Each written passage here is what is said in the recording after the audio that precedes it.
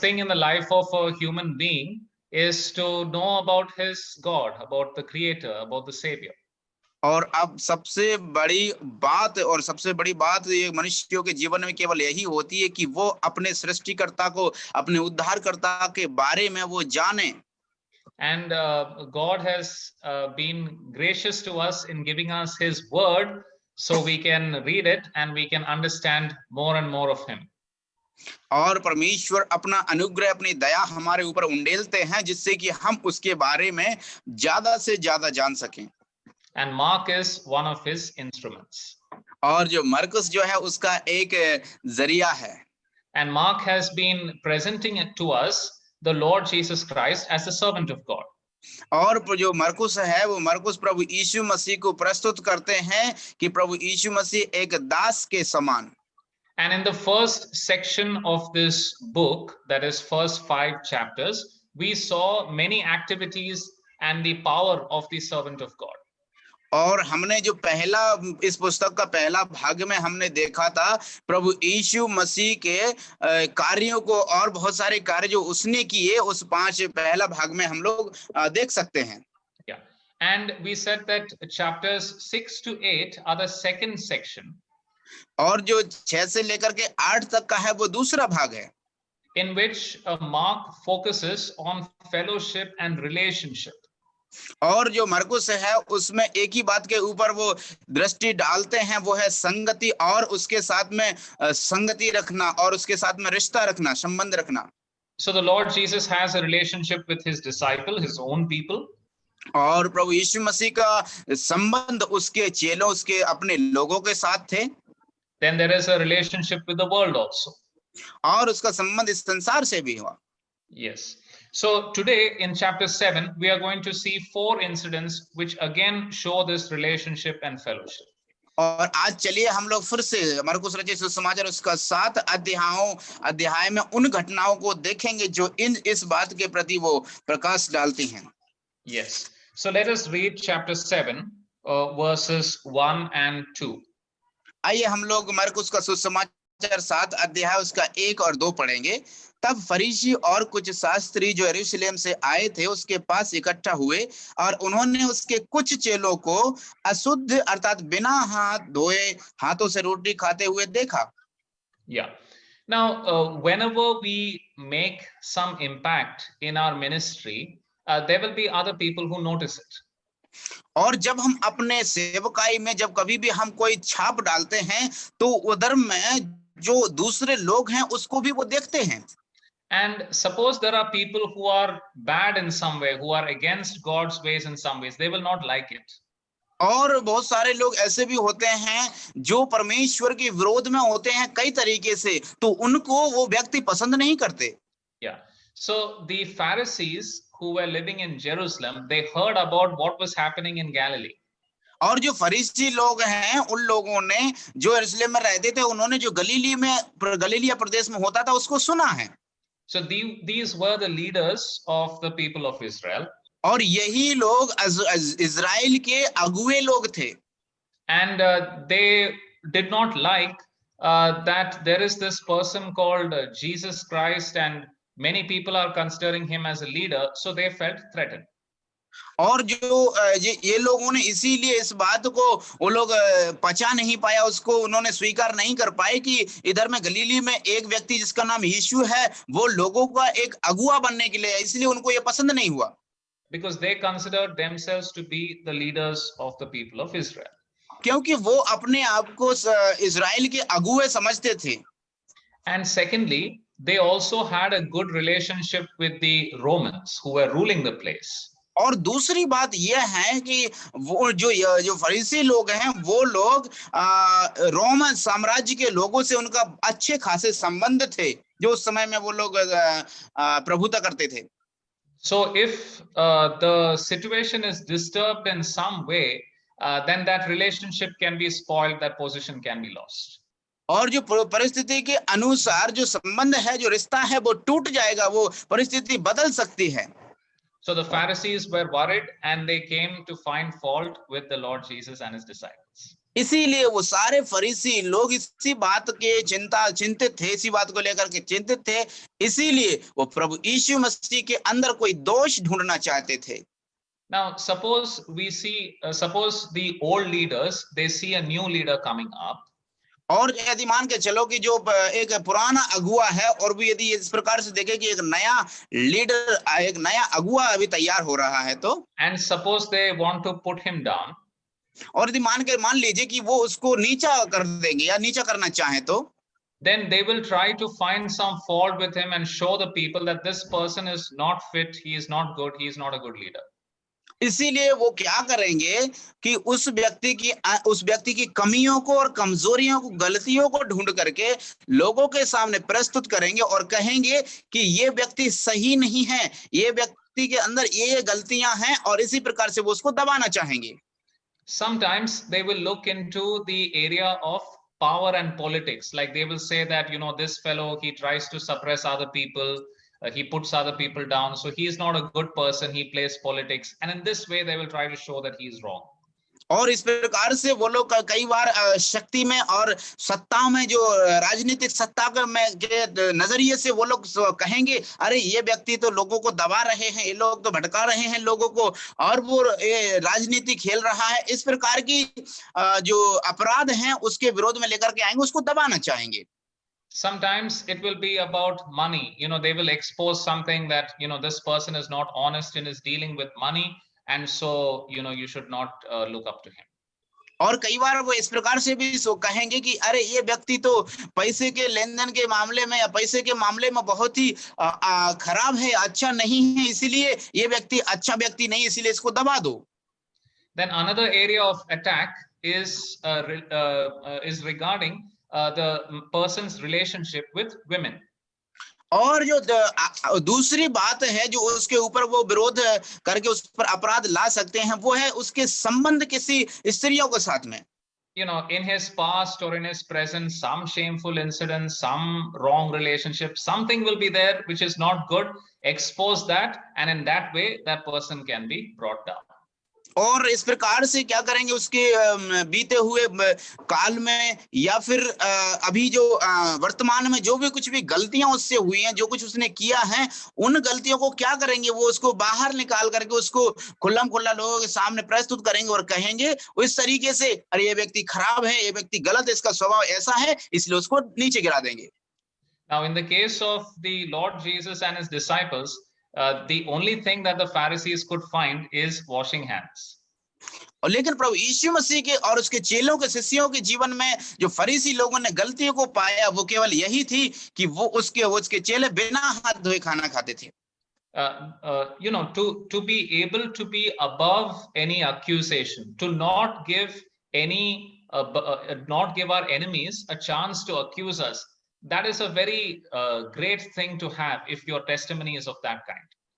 यदि आपका गवाही, यदि आपका जीवन अच्छा है, तो यदि आप इस प्रकार से चाहेंगे कि आप अपने जो आपका दुश्मन है, आपका विरोधी है, उसके लिए आप कोई मौका ना दे कि वो आपके ऊपर कोई अपराध को लेकर के आपके विरोध में खड़ा हो जाए, तो ये बहुत ही अच्छी बात है।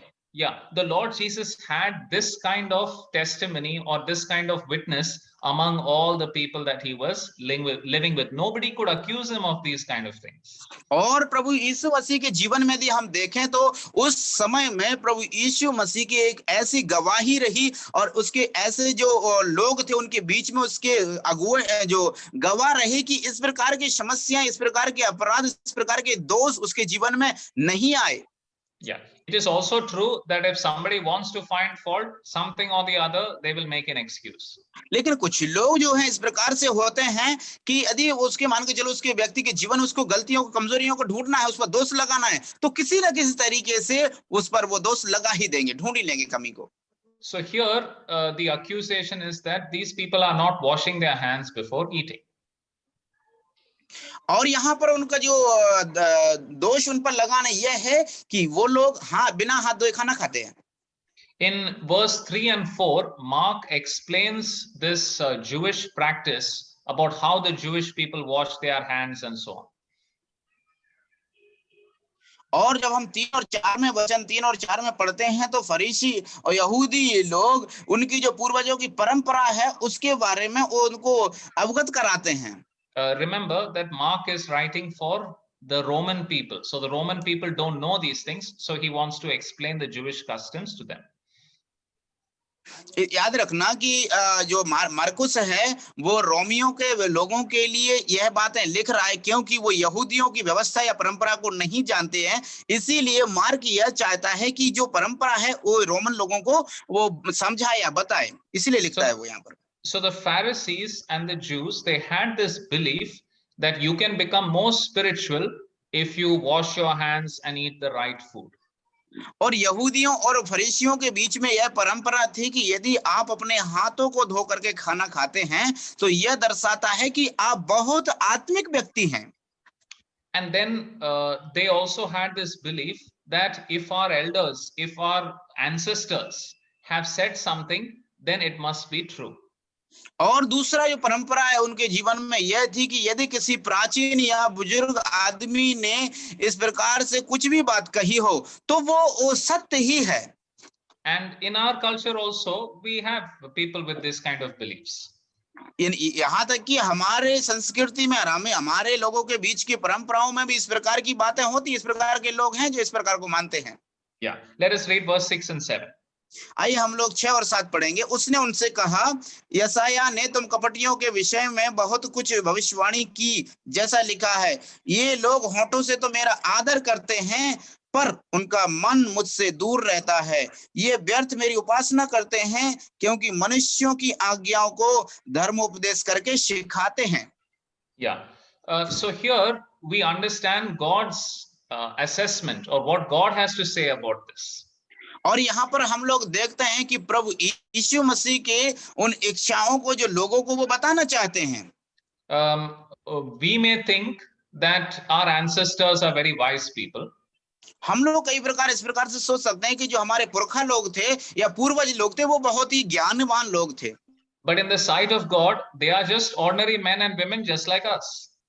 लेकिन प्रभु यीशु परमेश्वर की नजरों में वो सभी लोग सामान्य लोग हैं, साधारण लोग हैं, जिस प्रकार से मैं और आप। So we should not equate or treat their commandments with the same importance that we give to the word of God. इसीलिए हमको जिस उनकी जो आज्ञाएं हैं और उनकी विचारधारा उनसे हम परमेश्वर की आज्ञा विचारधारा को तुलना नहीं करना चाहिए। One of the things we see sometimes, even among believers, is that we have grown-up believers, means who are 30 years old, 35 years old, married, but they give more importance to what their parents say than what the word of God says. लेकिन कई बार हमारे जीवनों में, विश्वासियों के जीवनों में भी इस प्रकार से होता है। कई बार ऐसा होता है कि जो व्यक्ति विश्वास में बहुत मजबूत हो जाते हैं, 30-35 साल की उम्र में वो विश्वासी का जीवन बिताते हैं और शादी होने के तत्पश्चात वो अपने जो पेरेंट्स हैं उनकी बातों पर विश्वास करते हैं परमेश्वर की बातों से ज्यादा। Yes, and even today we have many religious people who give a lot of importance to tradition. केवल इतना ही नहीं, हमारे बीच में ऐसे लोग भी हैं जो अपने धर्म के धर्मोपदेशक लोग भी हैं जो अपनी परंपराओं के लिए बहुत ही ज्यादा महत्व देते हैं। Now, for example, if you talk to a Catholic priest, उदाहरण के तौर पर मान लीजिए यदि आप एक कैथोलिक के जो प्रीस्ट हैं, याजक, उससे बात करेंगे तो so if you discuss anything from the Bible with him, और यदि आप बाइबल से कोई भी बात को आप उसके साथ में वार्तालाप होता है तो so you will find that he believes that in order to correctly understand the Bible or the New Testament, we have to read what some earlier people in the 3rd or 4th century wrote about that. Only then we will be able to understand the Bible. और यदि आप उससे इस बात को पूछेंगे तो वो आपको इस प्रकार से जवाब देगा कि यदि हमको नया नियम को समझना है पूरी तरीके से तो हमको जो 3 और 4 ईस्वी पूर्व में जो जिन लोगों ने इस बाइबल के बारे में उन किताबों को लिखा है उनको हमको पढ़ना पड़ेगा, तभी हमें विश्वास करेंगे कि नए नियम में कितनी सच्चाई है। Similarly, the Jews believe, even today, they believe that you cannot understand the Old Testament unless you read what the rabbis have written about the Old Testament. और इस प्रकार से नए नियम का भी परंपरा यह है थी कि आप पुराने नियम को नहीं समझ सकते, या उसमें जो रब्बियों ने जो लिखा था यदि आप वो नहीं लिखते तो आप नहीं समझ पाते। Yeah. So these are the kind of beliefs that they had, but the Lord Jesus is saying that this is wrong. लेकिन इस प्रकार के विश्वासों के लिए प्रभु यीशु मसीह इस प्रकार से कहते हैं कि ये गलत है। Yeah. Now let us read verse 9. चलिए हम लोग 9 पद पढ़ेंगे। उसने उनसे कहा, तुम अपनी परंपराओं को मानने के लिए परमेश्वर की आज्ञा कैसे अच्छी तरह से टाल देते हो? Yes, and verse 13 also. और 13 भी हम लोग पढ़ेंगे। इस प्रकार तुम अपनी परंपराओं से जिन्हें तुमने ठहराया है परमेश्वर का वचन टाल देते हो और ऐसे ऐसे बहुत से काम करते रहते हो। Yeah. Now here we have a principle that if you try to add to the word of God, you end up opposing the word of God. यहाँ पर बात यह है कि यदि आप परमेश्वर के वचन में कुछ मिक्स करते हैं, मिलाते हैं, तो आप उसका अंत कर देते हैं परमेश्वर के वचन का। The word of God is complete. परमेश्वर का वचन संपूर्ण है, फुल है। So it is not possible to add anything to it. इसीलिए इसमें कोई ऐसा कुछ और मिलाने की संभावना नहीं है। It stands by itself. और वो अपने आप में वो खड़ा रह सकता है। If you try to add something, then you will end up opposing the word of God. यदि आप इसमें कुछ मिलाएंगे तो आप उसका विरोध करना शुरुआत कर देंगे, चालू कर देंगे। Yes. Then the Lord Jesus gives an example of that. और प्रभु यीशु मसीह उसका एक उदाहरण भी देते हैं यहाँ पर। Let us read verse 10, 11 and 12. चलिए हम लोग 10, 11, 12 पढ़ेंगे।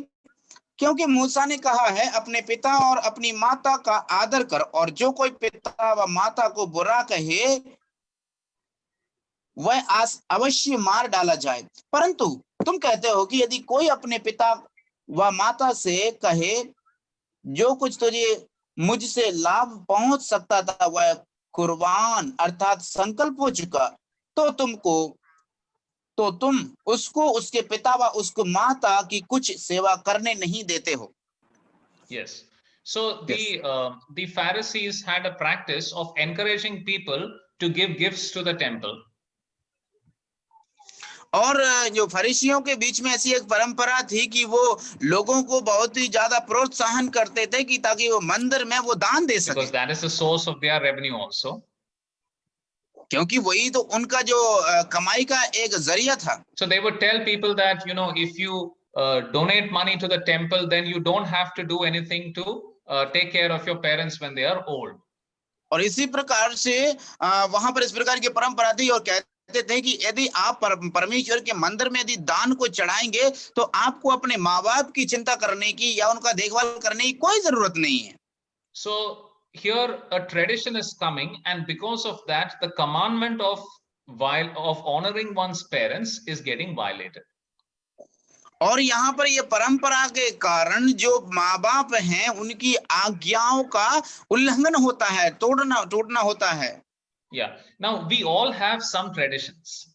और हम सभी लोग जानते हैं कि हम सभी के इधर में परंपराएं हैं। We cannot avoid doing some things in a certain way and practicing certain things. और हम लोग कई बार ऐसा भी होता है कि हम लोग उनको उन कार्यों को या परंपराओं को पूरा करने के लिए अपने आप को मना नहीं कर सकते। Some things people like once somebody in my assembly told me that, you know, if I don't eat non-veg on Sunday, I don't feel that, you know, this Sunday has happened. और sir के इधर में एक व्यक्ति को जानते हैं और वो इस प्रकार से कहते हैं कि यदि मैं एक दिन संडे को यदि मांसाहार ना करूं तो मुझे नहीं लगता कि आज संडे है। You know, some of us like to dress in a particular way, you know, dress up nicely, wear shoes and all that and go to church. We have become accustomed to that and we like that.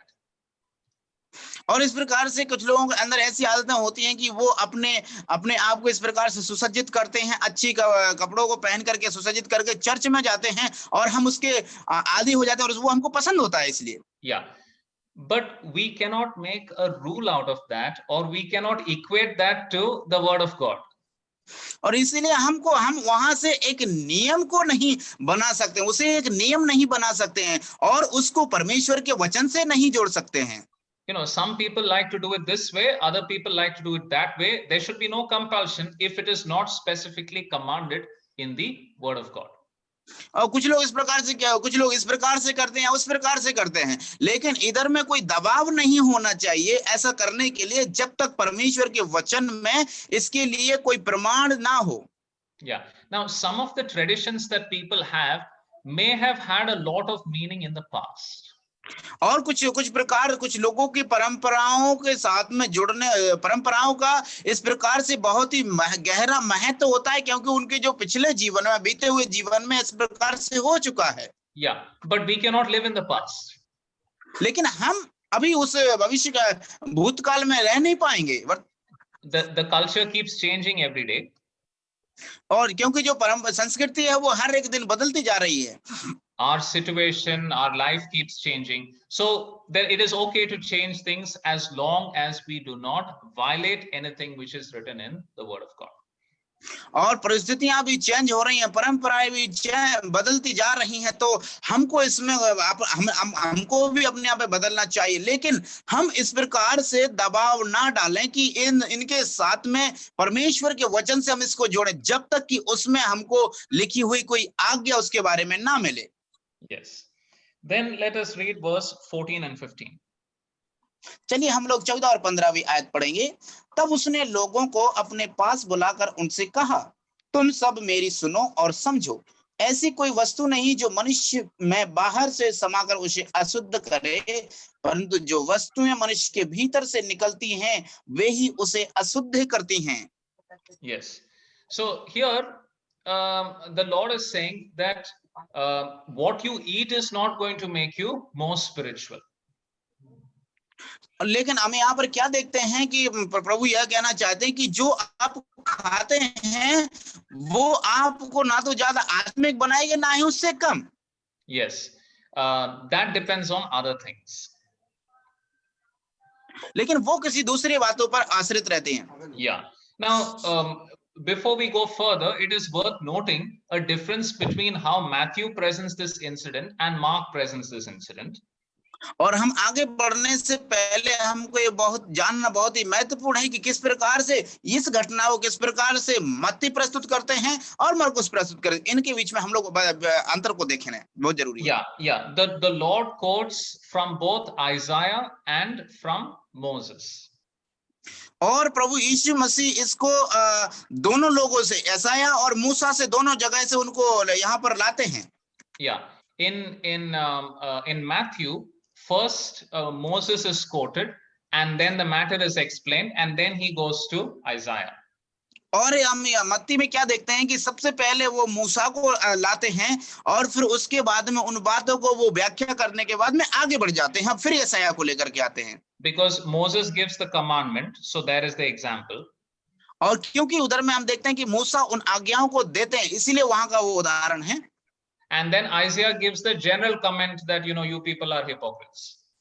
और इसलिए जो यशायाह है वो एक सामान्य टिप्पणी करते हैं, चुनौती देते हैं सभी लोगों के लिए कि आपको ऐसा नहीं करना चाहिए। Yeah, but in Mark the order is different. He quotes Isaiah first. लेकिन जो मरकुस में है वो जो उसका जो क्रम है वो अलग है, क्योंकि वो सबसे पहले यशायाह को यहाँ पर रखते हैं।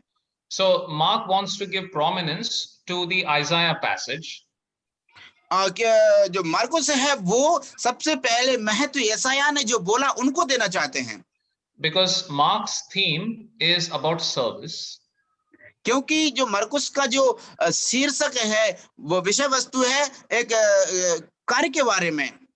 And he wants to show that your heart or your true condition is very, very important for service. You should be following God's commands rather than man's commands. इसीलिए वो यहाँ पर मरकुस इस बात को प्रस्तुत करना चाहते हैं कि आपका हृदय बहुत ही शुद्ध होना चाहिए परमेश्वर के कार्यों को करने के लिए, इसीलिए यहाँ पर वो इस बात को प्रस्तुत करते हैं। Yes. So we have this first incident in which the Pharisees bring up this objection and the Lord Jesus Christ answers them. इसलिए यहाँ पर जो पहला जो विरोध और या दोष जो प्रभु यीशु के ऊपर वो लाते हैं, लगाते हैं, तो प्रभु यीशु मसीह उनको यहाँ पर व्याख्या करके उनको समझाते हैं। Yeah. Now we come to the second incident. और चलिए हम लोग दूसरी घटना की ओर आगे बढ़ेंगे। This incident is related to the first incident. और जो ये जो घटना है जो सबसे पहली घटना से संबंध रखती है।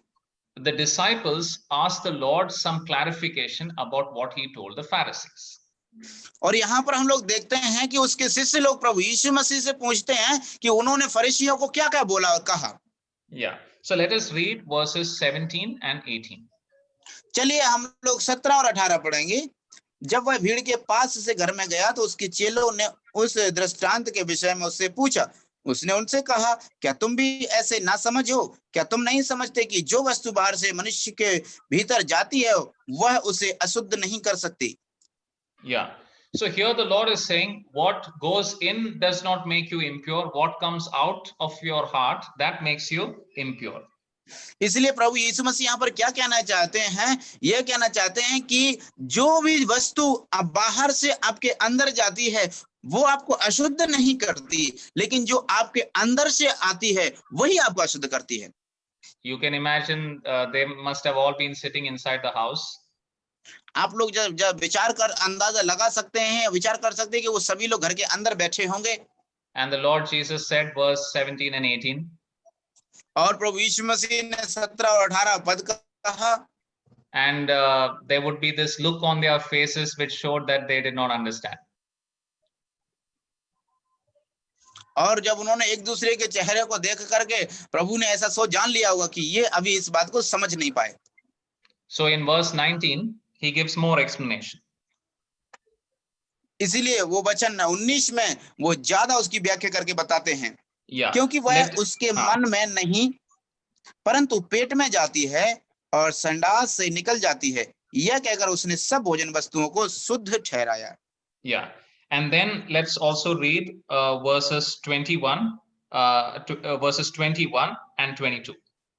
इसलिए आइए हम लोग आगे के वचनों को 21 और 22 भी पढ़ेंगे। क्योंकि भीतर से अर्थात मनुष्य के मन से बुरे बुरे विचार, व्यभिचार, चोरी, हत्या, परस्त्रीगर्म, लोभ, दुष्टता, छल, लुचपन, कुदृष्टि, निंदा, अभिमान और मूर्खता ही निकलती है। Yeah. So here the Lord Jesus says that the real things that defile us are the things that are coming out of our heart.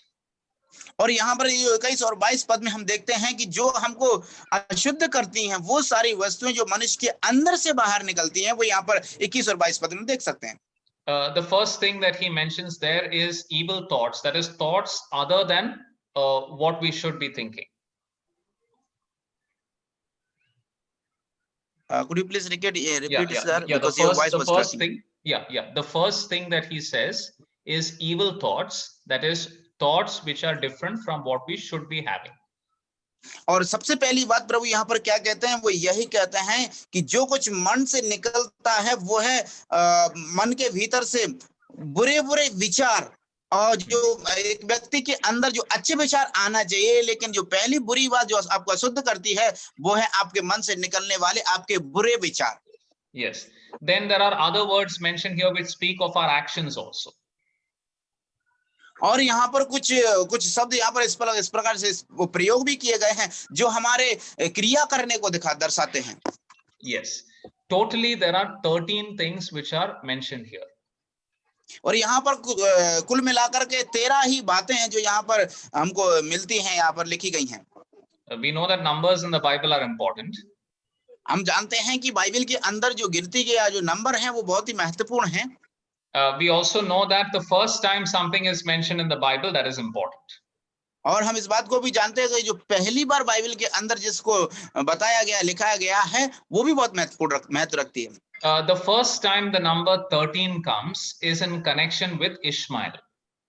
और जो सबसे पहला बार जो 13 नाम के जो वस्तुओं के बारे में 13वां नंबर आता है तो वो इस्माइल से संबंधित होता है।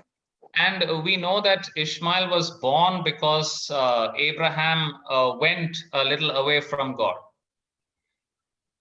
और हम जानते हैं कि इस्माइल जब उत्पन्न हुआ था तब अब्राहम परमेश्वर से कुछ थोड़ी ही दूर या उससे अलग हो गया था। Ishmael was a product of the flesh, whereas Isaac was the product of God's promise.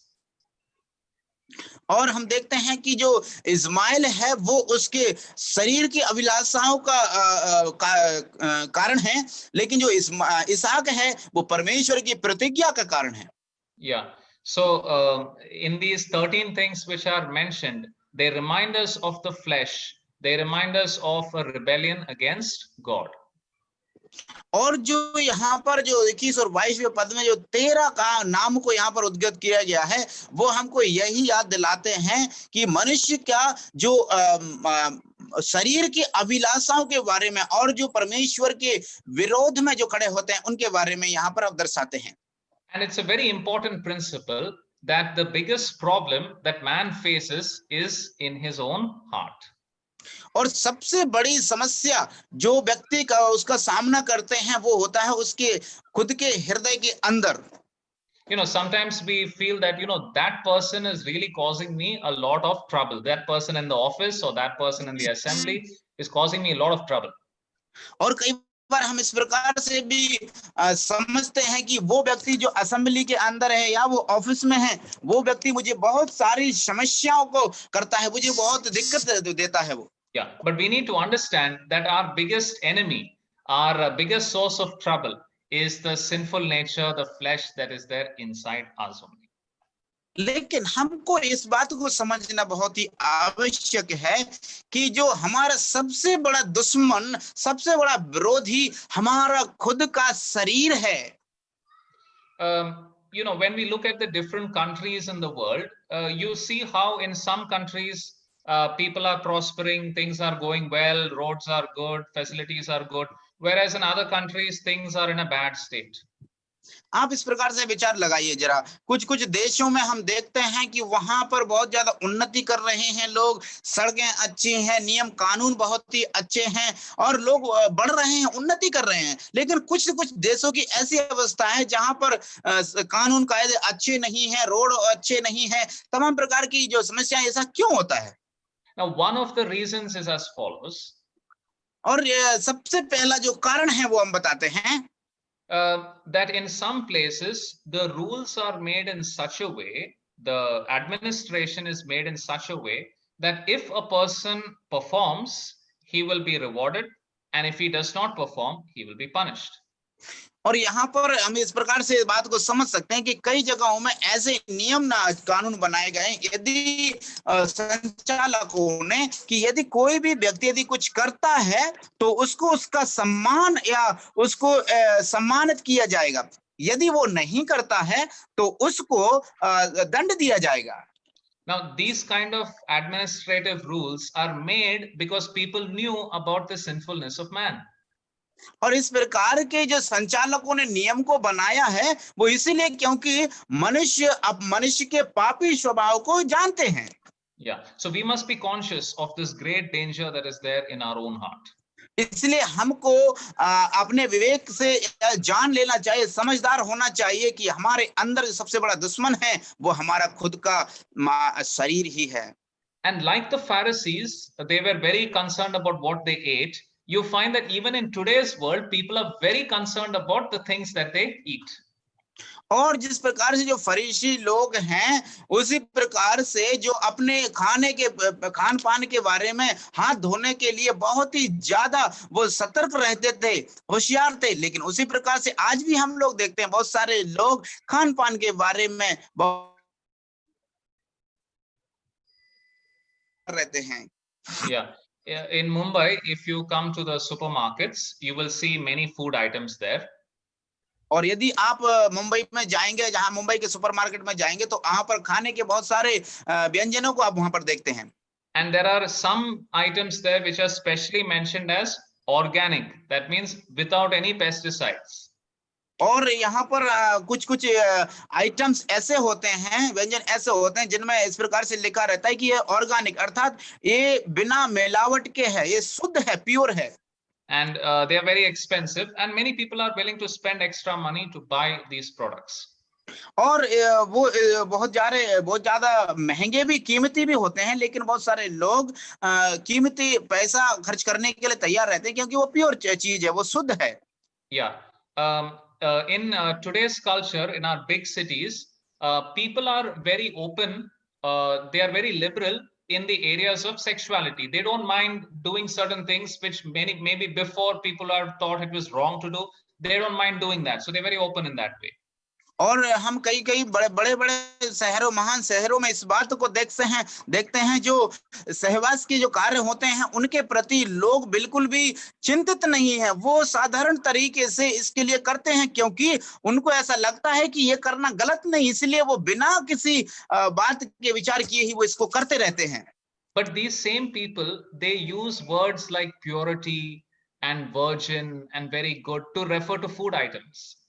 और इसी प्रकार से बहुत कुछ लोग, चुनिंदा लोग जो होते हैं, वो उन शब्दों को इस्तेमाल करते हैं जैसे कि उसको सही होना चाहिए, शुद्ध होना चाहिए, बिना मिलावट के होना चाहिए। They use those things for food items. और वो खाने की वस्तुओं के लिए उनका प्रयोग करते हैं। So the area of emphasis is wrong. Where the stress or importance is to be given, it is not given. And where only little importance is to be given, more importance is being given. लेकिन यहाँ का जो नजरिया है वो एक गलत है, क्योंकि जहां पर ज्यादा महत्व देना चाहिए वहां पर बहुत थोड़ा महत्व दिया जा रहा है, और जहां पर थोड़ा महत्व देना चाहिए वहां पर ज्यादा महत्व दिया जा रहा है। Let us go to the third incident. और चलिए हम लोग तीसरी घटना की ओर आगे बढ़ते हैं। Verse 24 and 25. और हम लोग 24 और 25 वचन पढ़ेंगे। फिर वह वहां से उठकर सूर और सैदा के देशों में आया और एक घर में गया और चाहता था कि कोई ना जाने, परंतु वह छिप ना सका। और तुरंत एक स्त्री जिसकी छोटी बेटी में अशुद्ध आत्मा थी उसकी चर्चा सुनकर आई और उसके पांवों पर गिरी। Yeah. Now this is one strange incident, because in this incident the Lord Jesus said some harsh words. और हम लोग यहाँ पर देखते हैं कि ये एक अपरिचित घटना है जिसके लिए प्रभु यीशु मसीह कुछ कठिन शब्दों का प्रयोग करते हैं। Yeah. But we also see that this incident took place outside Israel. The Lord Jesus came all the way to this Tyre and Sidon, and nothing else happened. Only this one incident happened. हम लोग इस प्रकार से देखते हैं कि ये घटना जो है इजराइल से बाहर होती है, इजराइल प्रदेश से बाहर होती है, इसीलिए प्रभु यीशु मसीह सूर और सैदा के देशों में जाकर के वहां पर इस घटना के बारे में सुनते हैं। Yeah, so it looks as if the Lord Jesus came all the way to Tyre and Sidon just to heal this lady's daughter. और हम लोग इस प्रकार से वचन इस प्रकार से बताते हैं, इस प्रकार से समझ सकते हैं कि प्रभु यीशु मसीह सूर और सैदा से उन देशों में आए कि इस लड़की को वो चंगाई दें। But still he spoke harshly to that woman.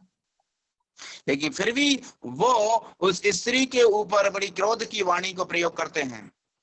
Now there is one observation to make here.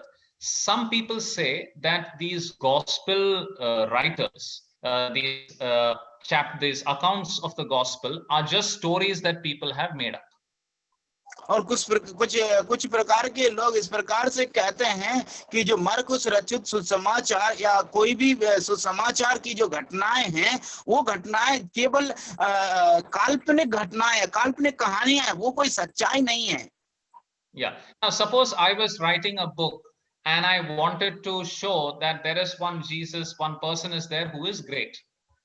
और यदि मान के चलो यदि सर एक किताब को लिखना चाहें और उस किताब में उस पुस्तक का रचना करने में वो यह साबित करना चाहें कि एक व्यक्ति है जिसका नाम यीशु है, and I want to show that he is a great person. और मैं सर चाहें कि यदि वो यीशु मसीह को दिखाना चाहते हैं कि वो बहुत महान व्यक्ति है, then I will not write something like this which other people would say, hey, why he is making such a harsh statement. और सर इस प्रकार से उन वाक्यांशों को नहीं लिखेंगे जो लोग आकर के उनसे कहें, अरे आप इतने कठिन शब्दों को या ऐसे शब्दों का प्रयोग क्यों कर रहे हैं उसके बारे में। Yes. So we find that there are things written in the gospel, even the things which make people uncomfortable. और इस प्रकार की बातों को भी सुसमाचारों में प्रयोग किया गया था जो लोगों के लिए वो असंतुष्ट करते हैं। So this shows that the gospel writers were writing honestly the things that happened as they happened, they are reporting it. और यही बात ये इस बात को प्रमाणित कर दिया दिखाती है कि जो कुछ भी घटना उस समय पर हुई थी उसी प्रकार से यहाँ पर उसके जो शिष्य लोग हैं वो इस बातों को जैसी की तैसी बात को यहाँ पर वो लिख देते हैं, उद्धृत करते हैं। Yes. Now, in the Gospel of Matthew, we are told that this woman addressed the Lord Jesus as Son of David. और हम इस बात को देखते हैं कि मरकुस रचित सुसमाचार हम पढ़ते हैं तो इसी स्त्री ने प्रभु मैथ्यू में हाँ मत्ती रचित सुसमाचार में जब हम पढ़ते हैं तो ये स्त्री जो है प्रभु यीशु मसीह को हे दाऊद की संतान कह के पुकारती है। Now the Lord Jesus Christ is telling her that, you know, if I'm the son of David, from that point of view, I have nothing to offer to you because David is the king of Israel.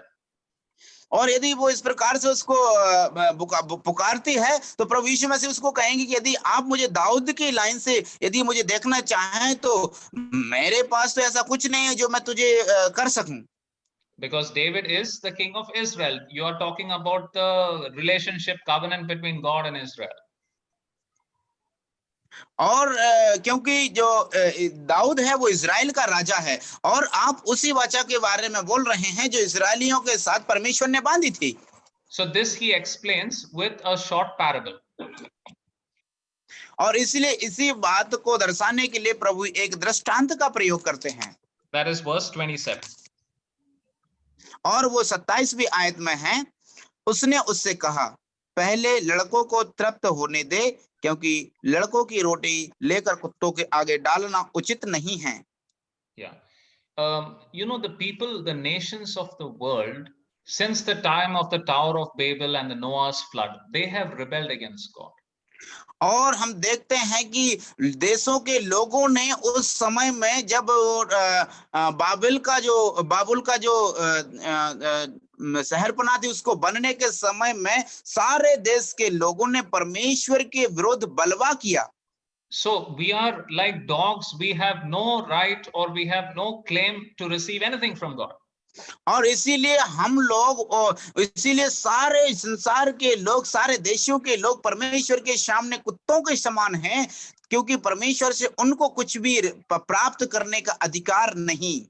Abraham found favor with God and Israel was enjoying those blessings. और क्योंकि परमेश्वर की नजरों में Abraham ने आशीष को पाया इसीलिए उसका आनंद पूरे इजरायली लोग उसका आनंद उठा रहे हैं।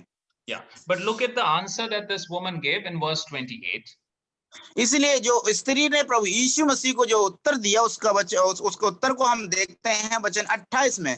उसने उसको उत्तर दिया, सच है प्रभु, तो अभी कुत्ते भी तो मेज के नीचे बालकों की रोटी का चूर चार खा लेते हैं।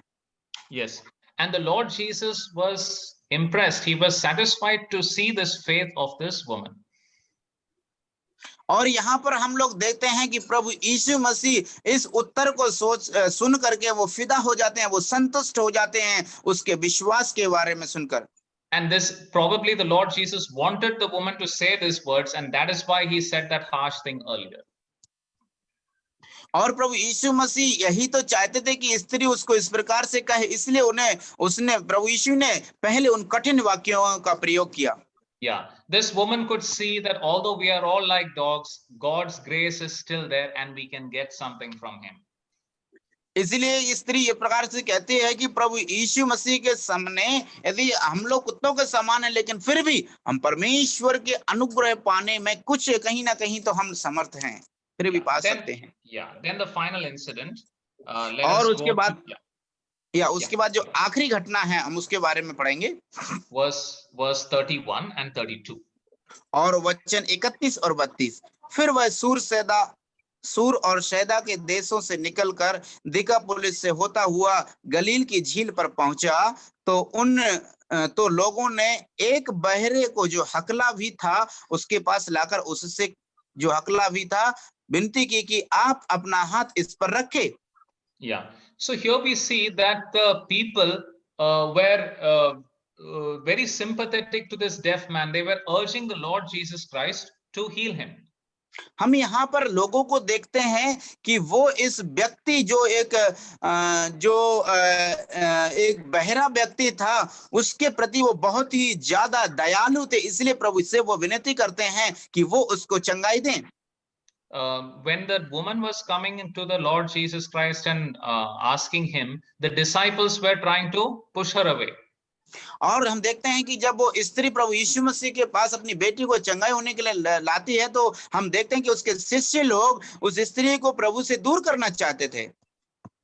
We must ask, does this kind of thing happen in our assembly? यदि हम इस प्रकार से अपने आप से एक प्रश्न पूछें कि यदि क्या इस प्रकार के प्रक्रिया हमारे असेंबली कलीसियाओं में होती हैं क्या? Sometimes we are such a nice circle of friends. We like each other so much. We don't like somebody new coming in. और हम लोग कई प्रकार से ऐसा होता है कि हम हमारे दोस्त लोग, हम एक दूसरे से बात करना चाहते हैं, बहुत ही अच्छे दोस्त हैं, इसलिए हम ऐसा सोचते हैं अरे वो हमारे बीच में ना आए तो ही अच्छा है। And we may not say to a person that you don't come, but the way we behave, the way we treat each other and all that, that makes a person feel excluded, and we want to be among our own old group of friends. और कई बार ऐसा भी होता है कि हम उस व्यक्ति को उसके मुंह पर ऐसा नहीं बोलेंगे, नहीं नहीं आप हमसे दूर रहो, लेकिन हमारा बातचीत, हमारा व्यवहार इस बात को प्रमाणित करता है, और हम चाहते हैं अपने उस तरीके से कि आप हमारे बीच में ना आए, वरन हम हमारे दोस्तों के साथ ही वार्तालाप करेंगे। Yeah, but the Lord Jesus Christ is for everybody. लेकिन हम यहाँ पर देखते हैं कि प्रभु यीशु मसीह सभी के लिए समान है। Yeah, let us read verse 33 and 34. 33 और 34 पढ़ेंगे। तब वह उसको भीड़ से अलग ले गया और अपनी उंगलियां उसके कानों में डाली और थूक कर उसकी जीभ को छुआ और स्वर्ग की ओर देखकर आह भरी और उससे कहा, इफ्तह, अर्थात खुल जा। Yes. So many things are given here. और यहाँ पर बहुत सारी बातें यहाँ पर बताई गई हैं। The Lord Jesus took him away from the multitude. सबसे पहली बात, प्रभु यीशु मसीह उसको उस भीड़ से अलग ले गए। Sometimes the work of God happens away from the crowd in some lonely place. और कई बार ऐसा भी होता है कि परमेश्वर कार्य करते हैं जब हम अकेले होते हैं, लोगों से दूर होते हैं तब। Yeah. Then it says his fingers were put to his ears. The Lord Jesus touched his ears. और हम लोग इस प्रकार से पढ़ते हैं कि प्रभु यीशु मसीह उसके कानों में अपनी उंगलियों को डालते हैं। The fingers of God speak of his skill. He created the heavens with his fingers. और हम लोग इस प्रकार से देखते हैं कि प्रभु यीशु मसीह, परमेश्वर की जो उंगलियां हैं वो उसके कार्यों को दर्शाती हैं जिससे उसने संसार की रचना करी है। And then the Lord Jesus spit. और हम देखते हैं कि प्रभु यीशु मसीह वहां पर थूकते हैं। So something is coming out of God. और हम देखते हैं यहाँ पर कि कुछ तो परमेश्वर के अंदर से बाहर निकलता है। Yeah, and then it also says he touched his tongue. और हम लोग देखते हैं यहाँ पर इस बारे में पढ़ते हैं कि उसने उसकी जीभ को छुआ। So that is like an anointing and a blessing.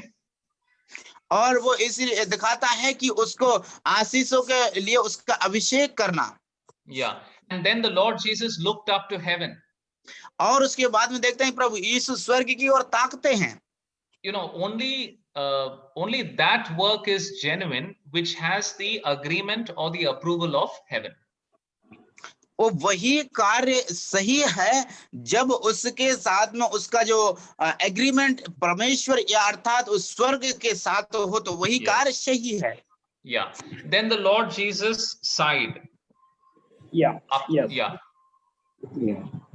Yeah. ये कौन है भाई? 1 second. Yes. Yeah. Yes. Yeah. The Lord Jesus sighed. Yeah. या और प्रभु यीशु मसीह फिर अलग हो जाते हैं।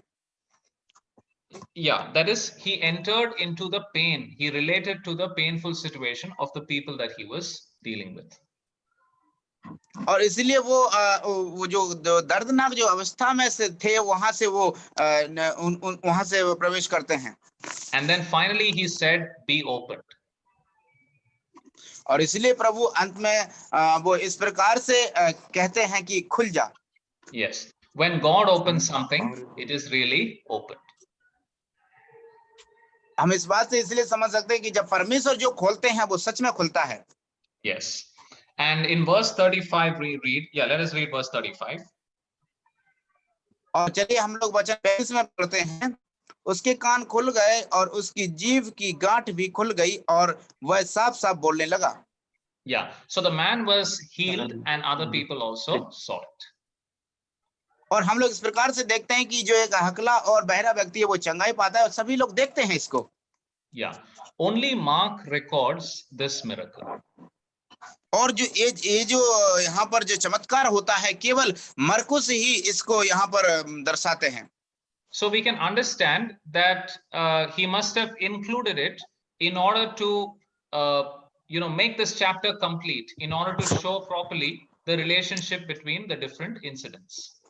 और हम लोग इस बात को यहाँ पर इस बात से देख सकते हैं कि प्रभु मरकुस इस बात को यहाँ पर दर्शाते हैं कि इस कार्य को या चमत्कार को पूरा करने के लिए। Yeah. So totally we have 4 incidents here. और हम लोग देखते हैं कि इसमें कुल मिलाकर के 4 घटनाएं होती हैं। 2 dialogues and 2 miracles. और हम लोग देखते हैं कि 2 संवाद और 2 चमत्कार। 1 dialogue outside and 1 dialogue in the house. और पहला जो संवाद होता है वो अंदर होता है और दूसरा बाहर होता है। नहीं पहला बाहर, फरीसियों के साथ बाहर। या पहला बाहर होता है और दूसरा अंदर होता है। Yes. In one miracle the power of the devil was broken. और पहला चमत्कार में जो शैतान की शक्ति है वो दूर हो जाती है, टूटती है, नष्ट होती है। And in the next miracle this man was brought closer to God. और जो दूसरा जो घटना में हम देखते हैं कि ये व्यक्ति परमेश्वर के नजदीक करीब लाया जाता है। We saw that the disciples could not interpret the simple parable about what goes in and what comes out. और हम लोग यहाँ पर इस बात को भी देखते हैं कि जो उसके शिष्य लोग थे उस दृष्टि सके कि जो अंदर क्या व्यक्ति के अंदर जाता है क्या बाहर आता है, इस दृष्टांत को वो नहीं बता सके। But this woman from Tyre, she was able to reply to that difficult statement about the children and the dogs. लेकिन जो स्त्री वो सूर से थी, वो स्त्री इस बात को समझ सकी कि जो कुत्तों के बच्चों की रोटी को जो गिर जाती है नीचे वो चूर-चार कुत्ते भी चाट के खाते हैं। The deaf man is a physical picture of what the Pharisees were spiritually. और जो बहरे व्यक्ति का जो व्यक्तित्व है वो बहरापन वो फरीसियों के व्यक्तित्व को या उनके स्वभाव को दिखा, उनके आत्मिक स्वभाव को दिखाता है कि वो कितने आत्मिक थे। Yes. So just as this man was defective in his body, the Pharisees were defective in their spiritual life. इसलिए उसी प्रकार से जिस प्रकार से ये व्यक्ति शारीरिक तौर पर वो उसके शरीर में कमी थी या कमजोरी थी, या उसी प्रकार से फरीसी लोगों के जीवन में भी था। Yeah, I had mentioned that eating and food is an important part of fellowship. और जैसे कि मैंने आप लोगों को पहले ही बता चुका हूं कि खाना और संबंध रखना एक वो संगति का एक हिस्सा भाग होता है। Yeah, so the Pharisees' question was about food. और इसीलिए फरीसियों का जो प्रश्न था वो खाने के संबंध में था। And then both the parables that the Lord Jesus said, they were also about food. और दोनों ही जो दृष्टांत प्रभु यीशु मसीह ने कहा वो भी खाने के संबंध में थे। And this man who can now he can hear the word of God and he can get his spiritual food. और हम लोग देखते हैं अंत में कि प्रभु जो व्यक्ति जो एक बहरा व्यक्ति था वो अभी चंगा होकर के परमेश्वर के वचन को सुन सकता है, वो वहां पर हम आत्मिक चंगाई को देखते हैं। Yeah. So just as in the previous chapter we saw that there was a pairing of incidents, here also we see this pairing of incidents. और हम लोग जैसे कि हमने पिछले अध्याय में देखा था कि जो जोड़े से जो 2 घटनाएं होती हैं जोड़े से, उसी प्रकार से हम इस अध्याय में भी जोड़े से दो घटनाओं को देखते हैं। If we want to give a title for the whole chapter or a theme for the whole chapter, यदि एक पूरे अध्याय का एक शीर्षक या उसका एक टाइटल देना चाहें तो It could be spiritual intelligence or spiritual understanding. और इस प्रकार से वो आत्मिक समझदारी होगा उसका शीर्षक। Mark is asking us, are you like the Pharisees? और मरकुस यहाँ पर इस बात को पूछ रहा है, क्या तुम फरीसियों के समान हो? Are you treating the symbol as if it is the real thing? क्या आप लोग उन चिन्हों को बताना चाहते हैं जैसे कि वो एक सच्चाई हो? Yeah. Are you treating the tradition like the word of God? क्या आप लोग जो परंपराएं हैं उसको शिक्षा कर देते हैं जैसे कि वो परमेश्वर के वचन हो? Are you like the disciples who they look at the physical things but they fail to understand the spiritual things? क्या आप उन चेलों के समान हो जो फिजिकल अर्थात फिजिकल वस्तुओं को देख करके आत्मिकता को वो नहीं समझ पाते हैं? Are we like that woman who is able to understand God's purposes and God's person? क्या हम उस स्त्री के समान हैं जो प्रभु यीशु मसीह का व्यक्तित्व को और उसका पर्सन्स एंड प्रॉमिस, उसका वायदे को समझ गई वो? Yeah. Are we like that deaf man? क्या हम उस बहरे व्यक्ति के समान हैं? Do we have a testimony like him? क्या हमारे पास भी इस प्रकार की एक गवाही है?